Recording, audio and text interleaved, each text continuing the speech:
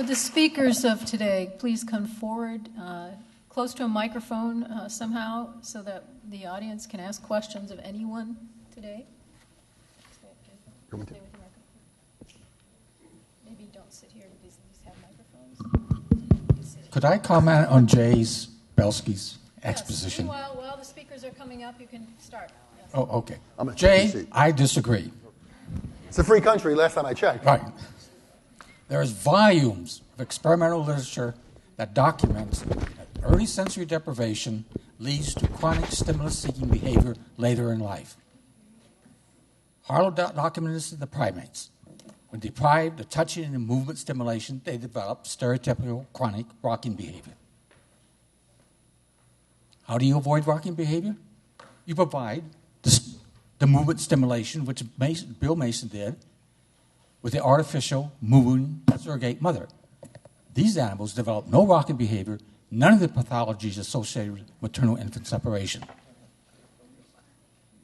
Studies in the visual system have shown that animals reared in a dark environment would bar press for visual rewards pathologically compared to bar pressing for food reward even when they're hungry. Again, documenting that early visual deprivation leads to a chronic stimulus-seeking behavior for visual stimulation. Same studies have done in rearing animals deprived of food. Animals deprived of food would bar press hours at a time for more food pellets, even when they had a pile of food pellets. So the issue here with the teenage women who are seeking early sexual behavior is not a reproductive strategy. It's a strategy to get the physical affection that they were denied in during early development. That's a very simple, parsimonious explanation across all sensory systems, and I would just disagree that I think you have the proximate form and the ultimate form reversed, which is I have an emotional system that when deprived, you can behave in this way, because under those conditions I'm more likely to pass my genes to the next generation. So I don't doubt it has nothing to do with genes. Let me make that statement. Okay? Another question? Comment? Yes, you can talk to each other. Oh, can I talk Yes, to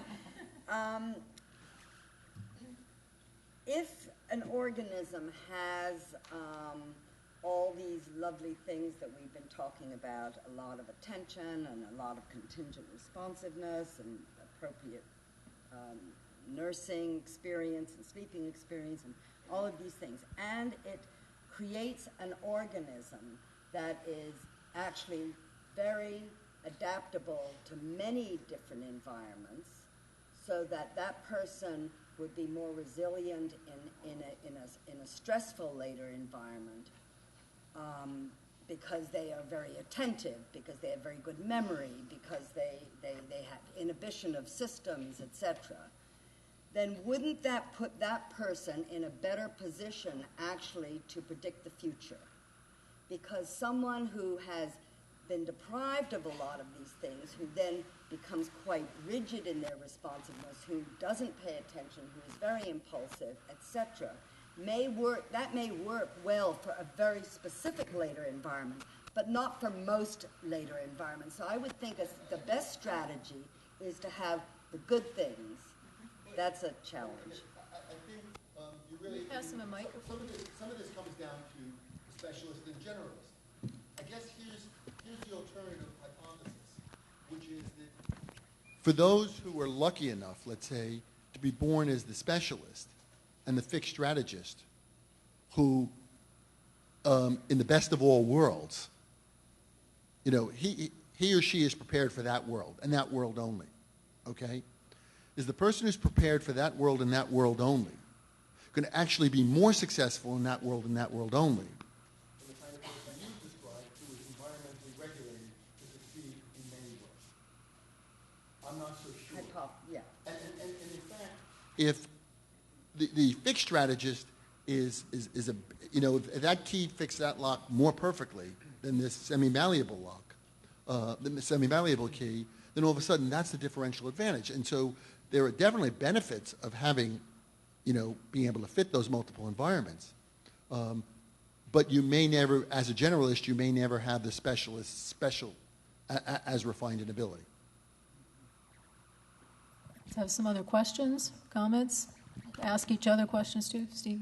The generalist specialist issue depends on the variability in the environment.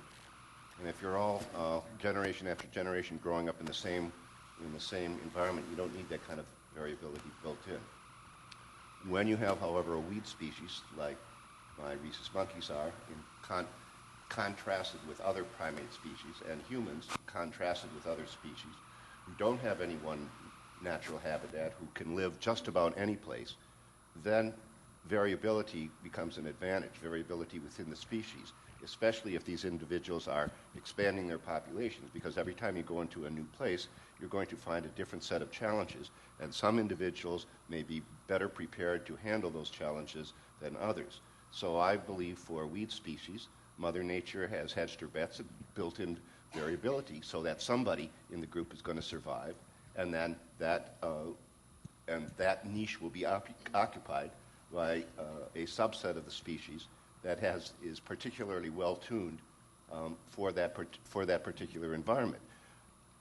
Another group could be going in a very different direction, end up in a very different niche with a different set of fine tuning, but at least they have the genetic variability to, again, allow at least some individuals, probably a different set of individuals, to make it into that situation.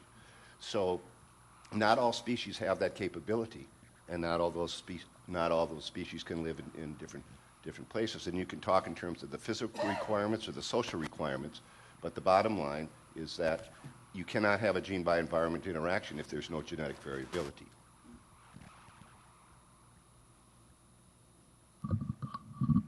So I think all these are very interesting points, and I think I kind of pulled this rabbit out of the hat last night by saying that scientists don't ask why questions, they address how questions, and I take that back, but only halfway, sort of like Steve is, agreeing but disagreeing, and the way I would agree is that, we've got very limited sensory capacities, and therefore we cannot very easily understand the patterns in the world.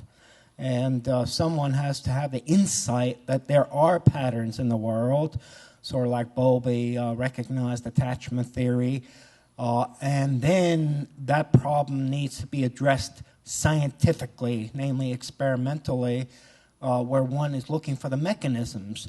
And I think Allison's comment essentially addresses the mechanisms, just the way Jim's alternative was mechanisms, that ultimately the kinds of phenomena that you have come upon through, evolutionary theory, and that's in a sense why I put Darwin up when I said we don't address why questions, because Darwin did address why questions. And evolution, is that way of thinking that actually allows us to think in that way, and you've done some incredibly creative thinking along those lines. So you have provided a phenomena that needs to be explained, but you haven't explained it. You've just provided it for us. So now, what are the best explanations we have? I think Allison nailed it, Jim nailed it. I think Steve might have been kind of implicating it. They're probably affective mechanisms, so we know where to look. Right, so you would agree too. Now, what kind of affective mechanisms are they? They're probably related in a very broad and generic sense to positive and negative affects. Unfortunately, the really interesting conversation hasn't started because the psychologists have not been able to break the mold that we have to parse the positive affects and we have to parse the negative affects. There's a menagerie out there as far as the genes are concerned. And, that's why my presentation was so contentious against the people that blocked the conversation. This is incredibly important an interesting conversation, and the brightest people are not engaging in it. So, we just have to open a Pandora's box. And let me give you an example from our own kind of animal husbandry, genetic, behavioral selection studies. We found markers for positive and negative affect that were instinctual, that the animal is communicating to us directly their affective state. And we validated that the 50 kilohertz circuitry serves as a reward. Hello, anyone have an alternative explanation except affect? I don't. I've never heard of one. I've never heard of a behaviorist even try. They just, turn their back as if it was, below contempt. And that's a lot of BS. We've got this negative circuitry that has 22 kilohertz. We've mapped that too. Those sites are negative. The animal treats them as a punishment. So whenever the animal emits this circuit activity in the brain, we can say with great confidence, supported by the weight of evidence, that the animal is communicating not willfully but spontaneously because it works in social situations, their positive and negative affective states. So guess what? We bred for this. We bred for this, especially the positive vocalization. Spent a lot of our own money. Asked for money. No one was interested in it because no one was interested in affect. Well, we did it one time when I was still in the Ohio State system, and damn it, then I had lymphoma and took retirement. And as soon as I took retirement, the animal staff sort of, couldn't breed the animals properly, and they all died in the 4th, 5th generation. I said, oh, crap. We invested our own dime on that, no one else's dime. And the standard stimulus, we had to find a standard stimulus for selecting happy animals. That's one reason why we tickled them, because otherwise it's variability, what the animals are doing to each other that we can't see. But when we tickled them, we knew exactly what we had it under stimulus control. So we bred the high chirpers and low chirpers. 4 generations, they separated significantly, and then the damn animal staff paid me back for being a badass to them for so many years and killed them off, basically. So, I went to Chicago and said, this is too important for us not to follow. If we want to follow the genes of happiness and negativity, let's do it again. So we have to find a safe haven, and just like during the Vietnam War, the place was Canada. And we asked a Canadian laboratory to be the home for our breeding colony. And, of course, we select the best ultrasonic guy in the world, Stefan Brudzinski at Brock University, just down the road from Allison. And he was intrigued. He almost got the affective idea. He certainly got, that was even behaviorally interesting. Now he's an affect guy. So we bred them again, and we're in the kind of 18th, 19th generation of breeding, at a point where you begin to ask, did we really select for something intriguing inside the brain and the mind, or did we select for something trivial like thin skin or sensitivity of the Pacinian corpuscle that doesn't tell us anything about the brain? And then we do all kinds of behavioral experiments. I'm sorry if I'm giving a talk, but there's a point to this that is rather dramatic for the affective point of view. And so we verified that we had selected for something central. It was interesting. And lo and behold, we wanted to protect the animal, so I dragged some to Washington State University. We left some in Ohio. We had 3 breeding colonies going. And in Washington State University, the sad animal line died out. Okay? They stopped reproducing. They're gone in Washington. Same thing happened in Ohio. The sad animals died out. The ones that had very low were bred for low 50 kilohertz. And Stefan Brzezinski tells me, God, I'm rooting for these low animals to have litters. It looks like 3 laboratories are losing that line because we selected for unhappiness. And so I think we've got some evidence about this reproductive issue and the affect issue, and I don't think we should argue which one it is. We just have to say the evolutionists give us the phenomena to study, and then the hardcore scientists have to get busy and try to work out the mechanisms, and they should be talking to each other. Sorry for the length.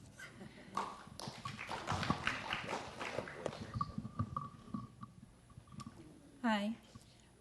Excuse my nervousness in front of all of my academic heroes. This is a question sort of for Dr. Belsky, but I think for anybody.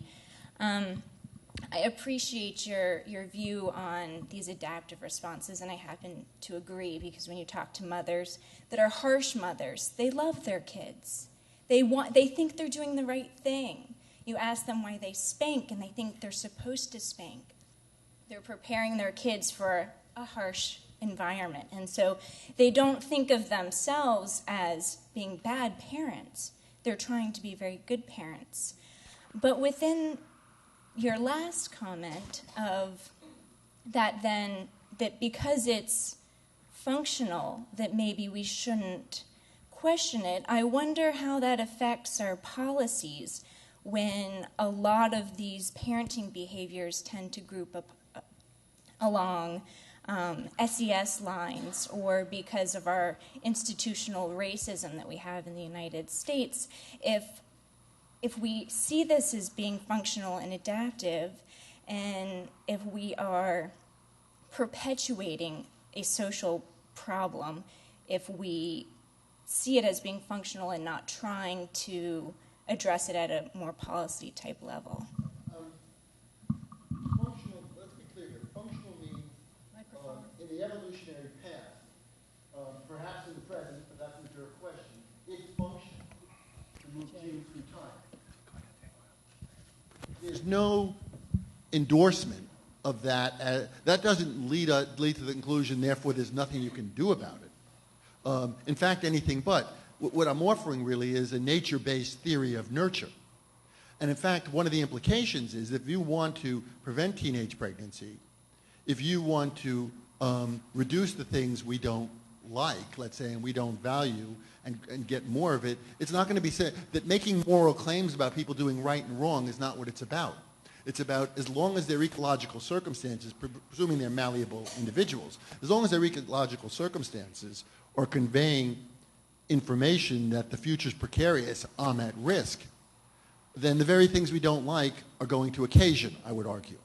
So since we don't like those things, we don't want them to occasion, we have to change those ecological circumstances.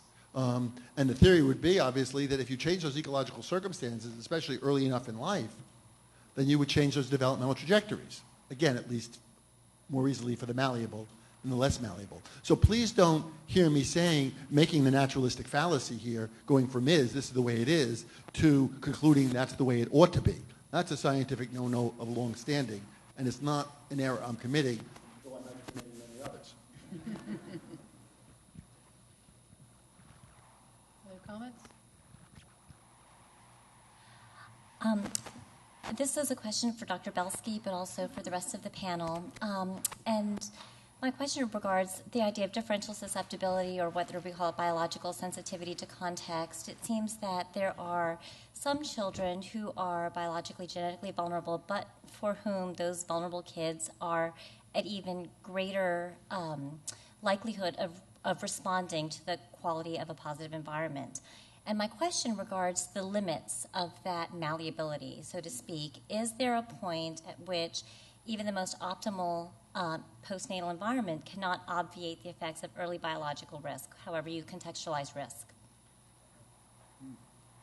I think all of us can address this. I mean, I don't have a certain answer to that question, but I think it's a good one about, are there limits? First of all, I would stop calling children who do badly under bad circumstances vulnerable, because my suspicion is they're malleable, and they're the ones who benefit the most from intervention. And there's even some intervention studies now that clearly show that. Okay, so I think and this goes into the idea that these difficult kids, we're misconceiving. We're misconceiving what they're all about. Now, exactly, does an early experience window shut after some period of time, 1 hour, 1 week, 1 year, 1 decade, after which you can't change things? I don't know. In fact, the more I think about it, the more I think that given the complexity of life, what we probably have are organisms who are more or less malleable early in life. Let's say infancy and toddlerhood. Maybe we have others who are differently more and less malleable later. And maybe we have others who are more and less malleable later. Why should we think that all of us either are highly open for the first 5 years, let's say, or highly closed? Maybe some of us are closed for the first 5 years, impervious of all but being dropped on our heads in the 4th story. But after the first 5 years, some of us really open up and are malleable, whereas others really close up and no longer are. And you can think of adolescence, maybe in adulthood, the same way. I mean, those are logical possibilities. And until we discount them, I think we should certainly entertain them. So we're really talking about individual differences in sensitivities to environmental influence in different developmental periods. Let me float a balloon. That's strictly a question. Just a second. Okay. Can I think, and maybe I'm being optimistic, but I think the whole notion of epigenetics and the fact that we're now able to document changes in gene expression, presumably longitudinally and at different points of life, is going to give us some big surprises. And I fully expect, as I pointed out in my monkeys anyway, the first 6 months of life, equivalent to the first 2 years of human life, is affecting 1/5 of the entire genome. But that doesn't mean it's permanent or those are the only ones. There's 4/5 still around that aren't being touched. I would suspect that the time around puberty is going to be another open window when lots of things can change, and change as a consequence of sensitivity to things in the environment, whether they are a consequence of an early trajectory, as Jay has pointed out in his work, or whether they're starting from scratch. A new set of rules are coming on, and I think there are other points in development as well that are likely to be accompanied by changes in gene expression, which ultimately are going to be influencing a lot of behavioral and biological functioning of the organism. And the point is those changes aren't coming de novo. They're likely to be a consequence of things that have happened in that particular person's environment. So I think the book is far from over as to the primacy. We know early experience there's a primacy of early experience chronologically, but it's not necessarily the most important thing that will be in anybody's life throughout the rest of their life. And that's it's an interesting dichotomy. To ignore the importance of early experience is, I think, relatively stupid, but to ascribe absolutely everything is just as short-sighted. Yeah, and I think there's lots of support for what Steve's saying in the mechanisms of epigenetics, which involve periods of time when the marks, these epigenetic marks, are wiped off, which includes early development, birth, and we don't know what else. So possibly there are what they call de novo demethylation experience, sort of an eraser. When we find out what they are, of course, probably going to turn out to be oxytocin. Well, also, I would like to re-mention what you said earlier, Steve, which was that for many of the deleterious effects of peer rearing, which seems so resilient, if you will, or so persistent that with manipulations later in life, in fact, you can show reversals, and I suspect you'd also see reversals in the physiology. So you could have periods of development when the organism is most susceptible to neurobiologic change that precedes the development of some behavior, but then you can have other periods of time, even though that neurobiology has developed already, when other mechanisms can come into play to reverse or change the direction of subsequent development. So I think that it's really important to keep that in mind. And even if we talk about epigenesis, it's not permanent. But I want to add here, I want to lay over what Steve said and what you guys just said, that there'll be individual differences. Because there'll probably individual differences in the degree to which the environment leads to methylation in some organisms and not. There should be individual difference, I would expect, in the degree to which those methyl markers get wiped off or not, be it, in which the organism is or is not susceptible to oxytocin, kind of thing. The future's uncertain. So let me throw in a different perspective here. My work is in psychiatry, and my work is in psychotherapy, and essentially also in working with trauma, with coming up with how attachment theory involves trauma theory, et cetera, and the early etiology of a brain which is exquisitely sensitive and gets extremely negatively impacted by early events. And so recently now there's a lot of interest, for example, in abuse and neglect, which are clearly the earliest, poorest ways for human beings to begin their lives. The work in psychiatry is showing that this whole conference was talking about how the EEA has really shifted and how the number of psychiatric disorders in children has become increased significantly in the last 20 years. Now, I speak to you now as a clinician scientist, as someone who works with severe personality disorders, with borderline personality disorders, et cetera, with people who are... And there are people with me right here, 4 people with me from California who are working with mothers and infants who are borderline personality disorders, where you have a very high intergenerational transmission with the impact of neglect and abuse on that brain, who are working on a daily basis with these problems. And what I want to say to you is that these are very difficult problems. They are the defenses that are used in these kind of situations, the amount of not fear but terror in these people's lives, etc., the inability to make a human connection with another human being, the lack of empathy, the complete lack of insight into these kinds of situations. These are very serious situations. And the story right now in psychiatry and in psychotherapy, and Steve knows parts of this also as he starts moving to this, is we are now taking this information and we are altering our clinical models to be able to get to people who are not amenable to the talking cure. Essentially, we are attempting to get to psychobiological regulation, and we're attempting to take personalities and brains and in another environment facilitate the connections in the brain that were not there in the first place. Essentially, we're treating the right amygdala, the major fear center of the brain, and we're attempting to create structure that was not there originally. So all that I want to point out here is the matter of how much resilience is there. From where I'm sitting, when you start out with abuse and neglect, there is no such thing as resilience. Any human being, any infant who is exposed to that much intense stress over the beginnings of life will pay for it at a later point in time.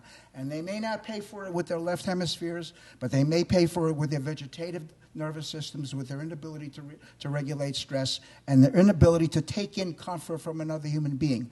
These are large problems. And I want to say, I think that on the whole, developmental psychology has really downplayed the amount of what psychopathology is like on a daily basis. Because again, when you're seeing patients like this, whether they be mothers or infants or adolescents, et cetera, who are struggling with this type of despair, et cetera, it's a different situation, and the amount of resilience that you're left with, I mean, there is some hope to the game.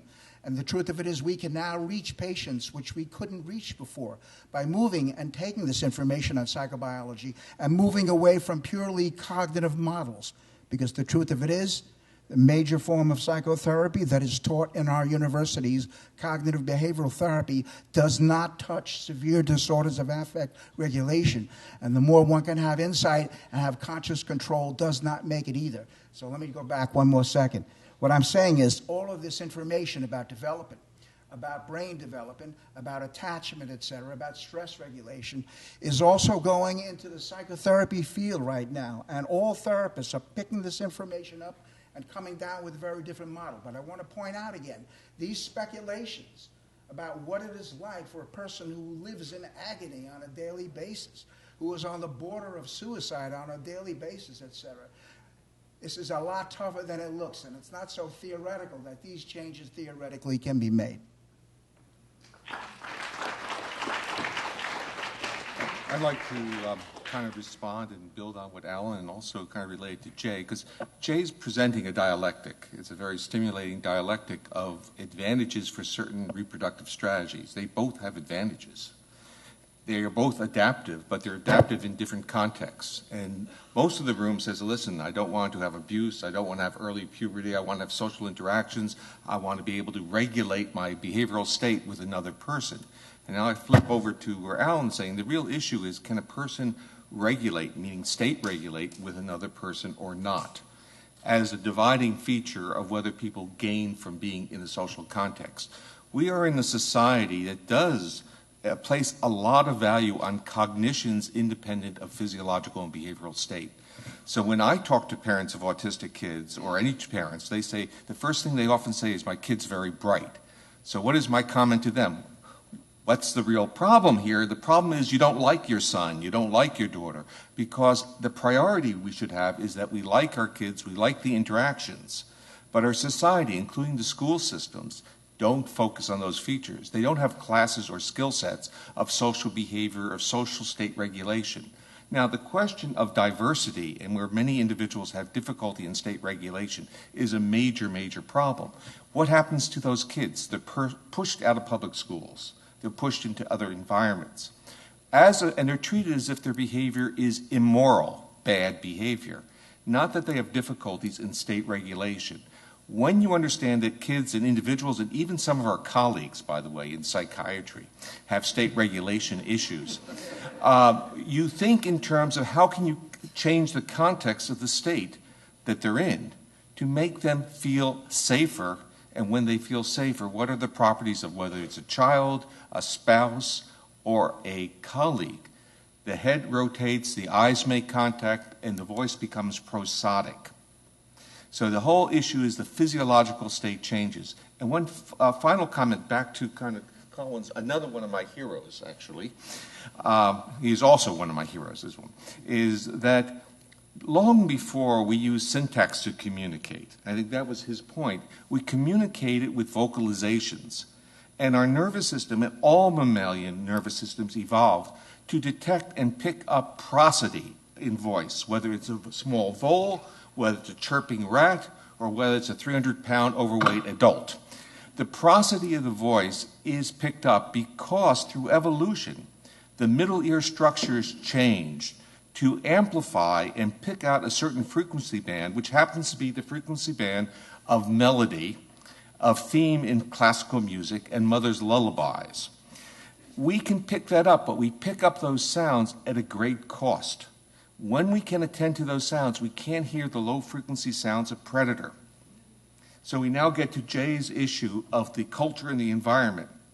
If we're in dangerous worlds, if we yell at our children, they are not going to develop language skills. They're not going to develop affective regulation. And they're not going to pick up from their peers or their parents or their friends the intonation of voice, which is a cue to make them feel safe and comfortable.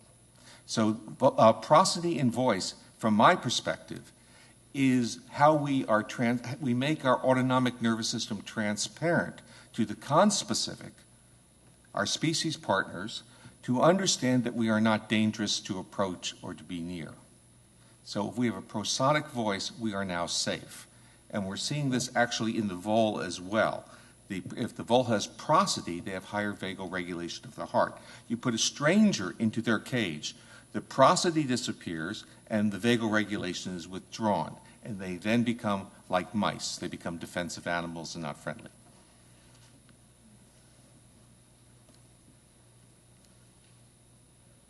Okay, I'm going to speak with prosody. It's very transparent. Hopefully, I'm a very pragmatic person. I'm not a researcher, but listening to all this, I want to bring it back to, I want to tag on to what Dr. Schur was saying and bring it back to, why are we here? Why are you in the fields that you are in and studying what you are studying? With all the talk about genetics and gene expression, we know that genetic expression is stimulated by the mechanism, oftentimes by the environment, which is the family. And so I would like to, at some point during this seminar or symposium that we get to the point of talking about how we can reinforce and bolster up the family so that they can provide a nurturing environment that can prevent so many problems that Dr. Shore is saying. We know that children from the age of 2 to 4 are the fastest growing population for psychotropic drugs. Something's wrong. Our society is toxic to children.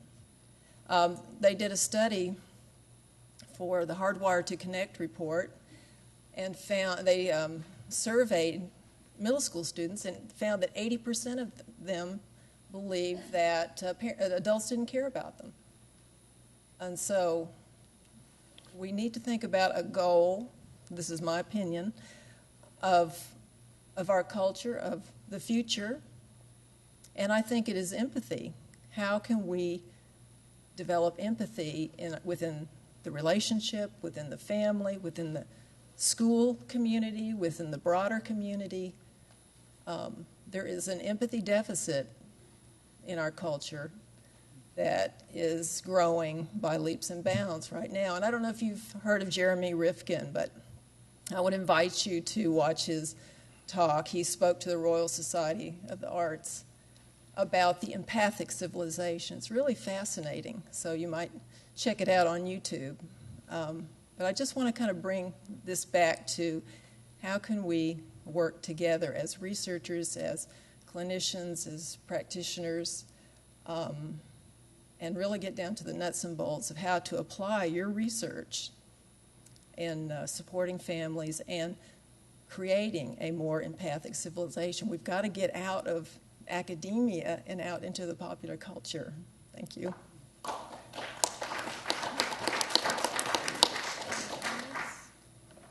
That might be a good point to end on. I think it keeps us all thinking through the evening and getting us ready for the films that are starting at 7 o'clock. There's a list of them in your program. First one is the Rage of Innocence. Then we have an excerpt from The Origins of Violence. We have a song that one of our participants created for a few minutes. And then we have the Business of Being Born. And they're all fascinating.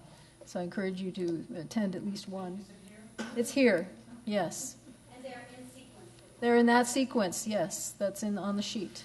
And then we start tomorrow, promptly at 9 o'clock. Okay, but there's food, so remember you can come and eat your breakfast here. So, okay.